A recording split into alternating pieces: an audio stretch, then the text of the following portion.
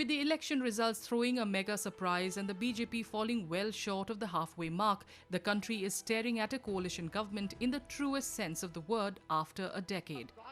It was for the first time since the 1991 economic reforms that a party enjoyed a majority mandate when the Narendra Modi-led BJP government came to power in 2014.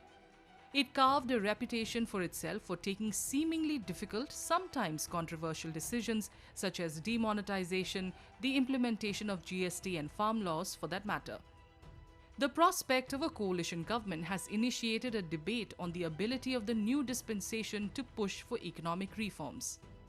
From our historical experience, we know that the coalition governments actually have been as good, if not better, than the government with majority for undertaking reforms.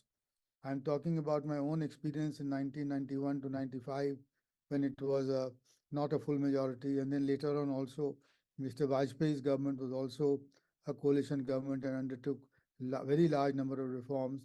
And with this government, because the BJP led by the Prime Minister has a very large number of seats, 240 seats, and both Mr. Chandrababu Naidu and Nitish Kumar are also very pro-reform. I don't think there will be any slackening of the reform process, and maybe even some more difficult reforms which have so far not been taken could be attempted. So I'm very optimistic about the reforms. According to global rating agency Fitch Ratings, the NDA's weak mandate could complicate the passage of economic reforms.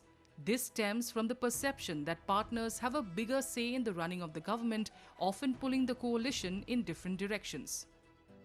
We believe major reforms to land and labour laws will remain on the new government's agenda as it seeks to enhance India's manufacturing sector, but these have long been contentious and the NDA's weaker mandate will complicate their passage further.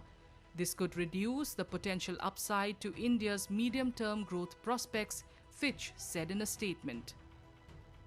I don't think the new government will need a new focus, because I think the government has been very focused already on innovation, on supporting startups, on creating the capabilities for India to become part of the top players in many key technologies of the 21st century. History suggests that reforms have been undertaken by all governments post-1991, regardless of whether they were in coalition or enjoyed an absolute majority. Prime Minister Modi has never run a coalition government in the last 23 years, earlier as Chief Minister of Gujarat and from 2014 as Prime Minister. It remains to be seen whether the Prime Minister and the new government possess the skills to push through its economic reform agenda while running a coalition.